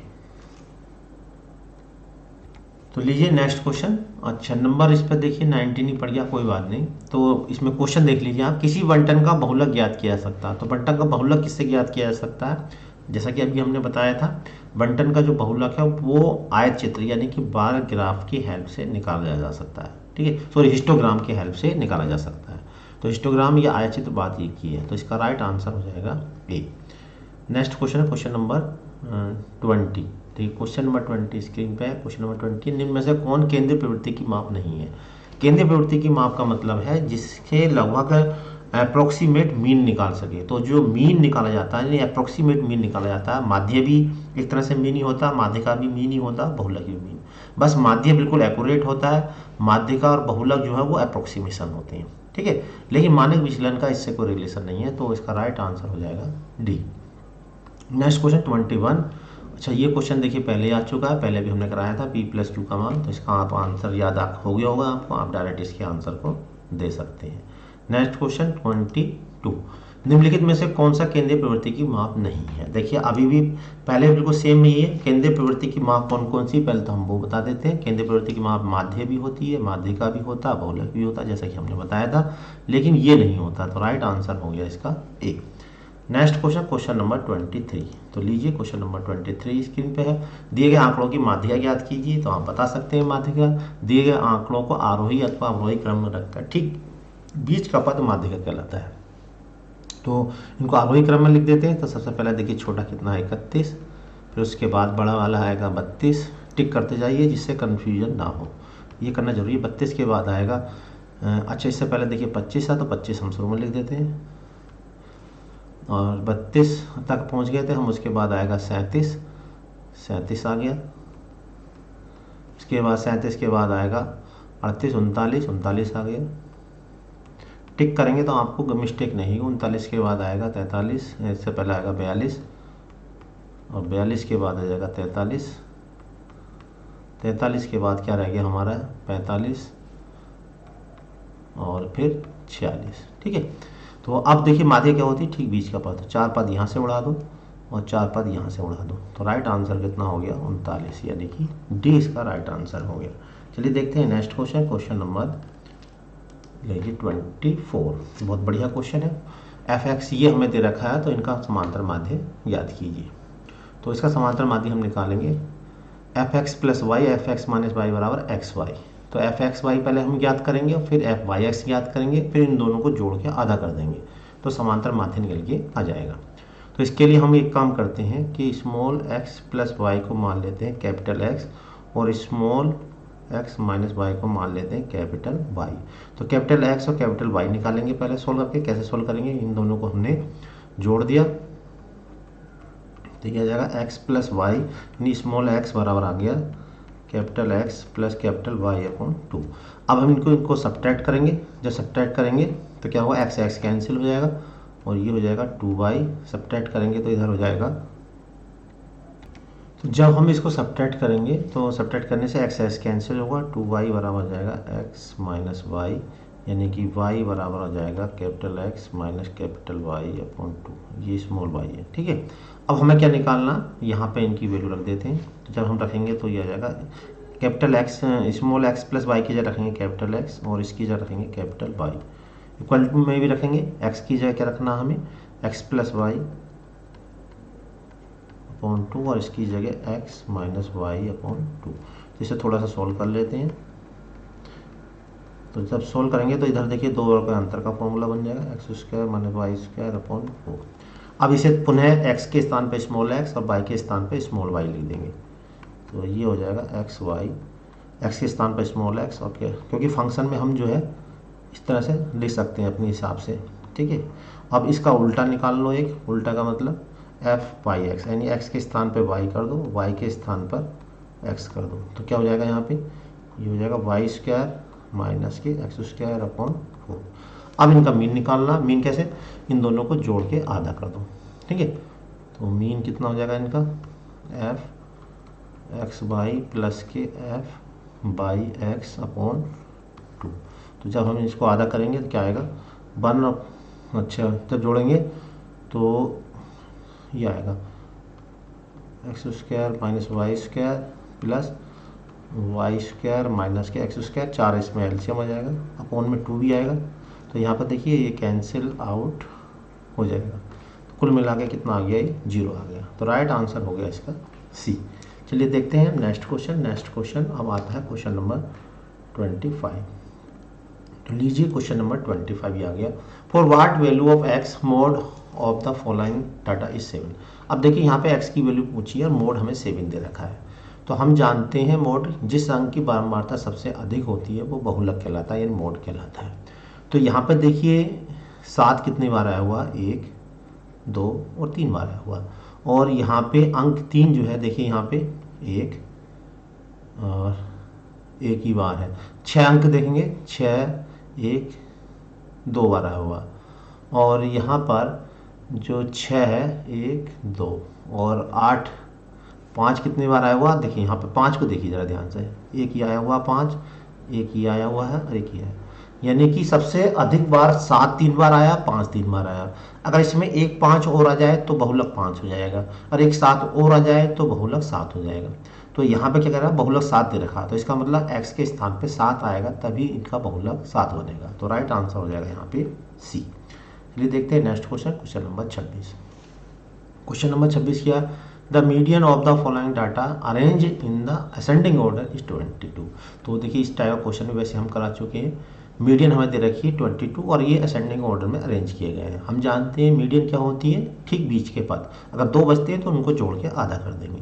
तो देखिए 4 पद यहाँ से उड़ा देते हैं हम, 4 पद यहाँ से उड़ा देते हैं, बीच को वाले जो पद हैं उन्हें जोड़ के आधा कर देते हैं। तो इनको जोड़ कर आधा करेंगे तो x plus 5 plus x plus 7 upon 2, इन्हें जोड़ के आधा करेंगे और किसके इक्वल होगा, मीडियन। मीडियन हमें दे रखी है 22, तो इसे सॉल्व कर लेंगे। 2x 7 और 5 12, 22 दूनी हो जाएगा 44।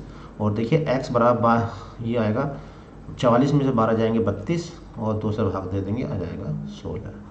तो x की वैल्यू आ गई 16। तो राइट आंसर हो गया हमारा बी। चलिए देखते हैं next question, question number 27। The weight of 6 main is, ये अर्थमेटिक मीन ज्ञात किया। अब देखिए अर्थ में सीधा फॉर्मूला इसमें है, सबको जोड़ के 6 से भाग दे देना।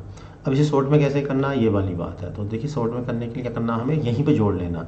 5 5 10, 5 3 15, 5 4 20, 20 से कितना लगे 0, यहाँ से लगे 2 2 4 6 6 6 12, 5 17, अच्छा 23 23 से 6 29, 29 से 7 हो गए 36। तो हमें अलग से जोड़ने की जरूरत नहीं है, डायरेक्ट यहीं जोड़ के कितने हैं, वेट ऑफ 6 6 से भाग दे देंगे। तो 6 6 यानी 60 आ गया। राइट आंसर हो गया 7। तो इस तरह से हम जो है इसको शॉर्ट में कर सकते हैं। आते हैं next question, question number 28। The median of, ये इसकी माध्यिका है, तो ये तो हम बता ही देंगे। दिए गए आंकड़ों को आरोही अथवा अवरोही क्रम में रखकर जो ठीक बीच का पद होता है वो माध्यिका होती है। तो जैसा कि हमने बताया था कि जब इनको आरोही या अवरोही क्रम में रखेंगे तो टिक करते जाएँ। जैसे सबसे पहले हो गया 2, उसके बाद आ गया 3, फिर आगे 3 के बाद आएगा 5, इस तरह टिक करते जाएं। 5 के बाद आएगा 6, 6 के बाद आएगा 7, 7 के बाद आएगा 10 और 10 के बाद आएगा 11। इससे कभी भी मिस्टेक नहीं होगी। और फिर आएगा 20। माध्यिका हम जानते हैं ठीक बीच का पद, तो 3 इधर के उड़ाए, 3 इधर के उड़ाए, 6 7 13, इनको जोड़ कर आधा कर देंगे। 13 का आधा होता है 6.5। राइट आंसर हो गया इसका डी। चलिए देखते हैं next question, question number 29। Question number 29 क्या है? क्वेश्चन नंबर 29,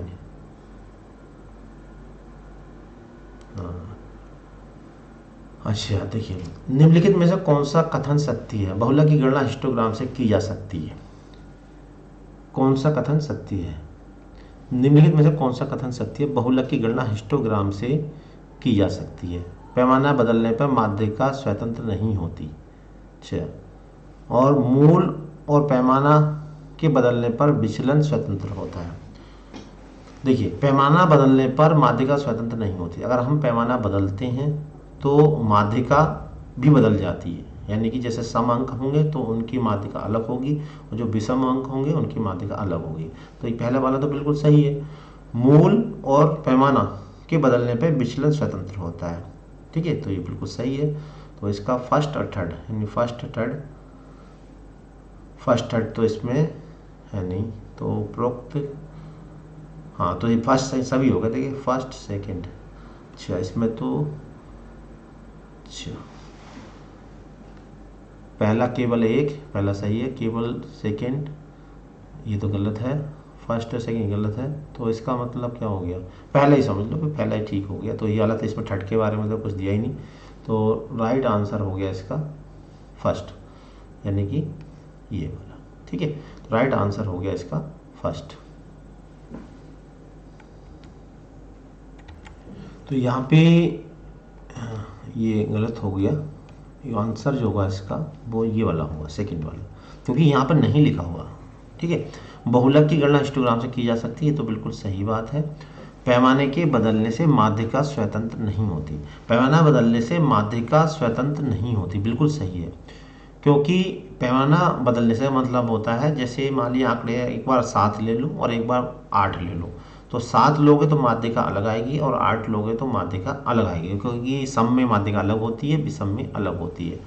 तो सही बात है, पैमाना के बदलने से माध्यिका स्वतंत्र नहीं होती है। तो राइट आंसर है इसका सी, यानी कि सेकंड भी सही है। तो राइट आंसर हो गया सी। मूल, ओरिजिन और पैमाना स्केल के बदलने पर विचलन स्वतंत्र होता है। ठीक है, ये गड़बड़ है।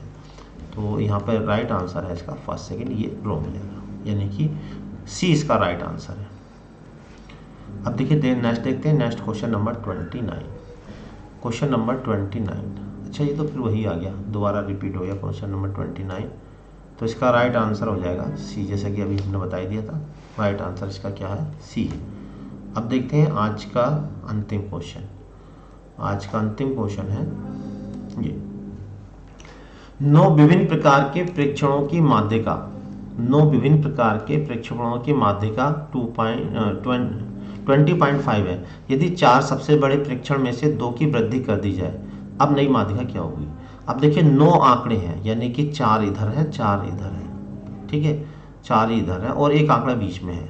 ठीक, अब ये कह रहा है वो 9 विभिन्न प्रकार के प्रेक्षणों में से 20 माध्यिका 20.5 है, यानी कि इसकी जो मिड पॉइंट है वो 20.5 है। ठीक है, तो अगले वाले जो पद होंगे वो बड़े ही होंगे, यानी कि मान लीजिए ये होंगे 20.6 हो सकता है।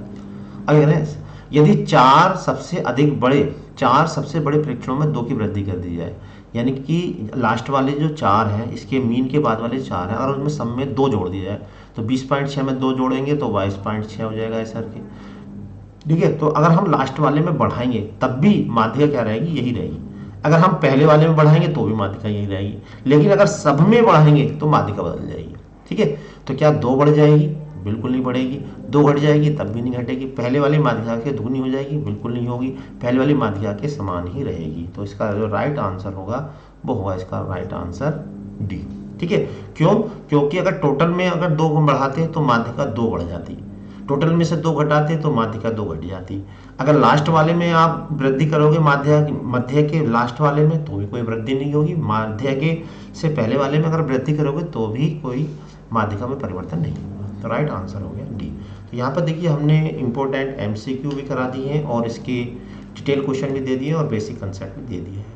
तो एक ही वीडियो में सारी चीज़ें आपकी कवर हो रही हैं। हमारी टेस्ट सीरीज चल रही है, अगर आप हमारी टेस्ट सीरीज से जुड़ना चाहें तो टेस्ट सीरीज से जुड़ सकते हैं। टेस्ट सीरीज से कैसे जुड़ना, नीचे काले रंग की पट्टी पे पीले रंग से लिखा हुआ, उसमें व्हाट्सएप नंबर हमारा आ रहा है, उस पर आप मैसेज करके व्हाट्सएप नंबर पर हमसे टेस्ट सीरीज से जुड़ने की पूरी जानकारी ले सकते हैं और टेस्ट सीरीज में पार्टिसिपेट कर सकते हैं। तो बहुत अच्छी प्रैक्टिस हो रही है। हर संडे टेस्ट होता है रात्रि 8 बजे से, और उसका जो रिजल्ट है ग्रुप में भी दिखाया जाता है, और जो लोग पार्टिसिपेट कर रहे हैं आप उनसे बात करके पूछ सकते हैं कि कितनी बेनिफिट उससे हमारा हो रहा है। अगर वीडियो पसंद आए तो वीडियो को लाइक और चैनल को सब्सक्राइब करना बिल्कुल मत भूलिए। अगली वीडियो तक के लिए हमारे चैनल बने रहें। तब तक के लिए जय हिंद, जय भारत।